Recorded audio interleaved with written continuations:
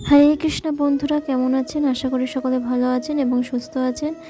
আপনাদের কাছে আরেকটি ভিডিও নিয়ে চলে আসলাম যে শক্তিশালী এই প্রেম কি। তাহলে এই ভিডিওটি এবার শুরু করা যাক। প্রেম, এই আড়াই অক্ষরে, মাত্র এই আড়াই অক্ষরের শব্দ হলো প্রেম। এর মধ্যে ত্রিলোকের সমগ্র ব্রহ্মাণ্ডে বীজ নিহিত আছে। এমন কি আছে যা এই প্রেম করতে পারে না?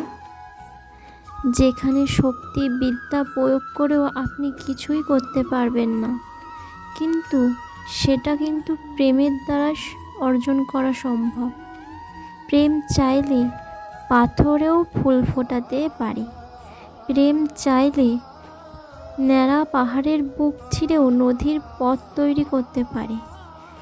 নিরক্ষ ব্যক্তি চাইলে সংসারের শ্রেষ্ঠ জ্ঞানীও করে তুলতে পারে শুধুমাত্র এই প্রেম।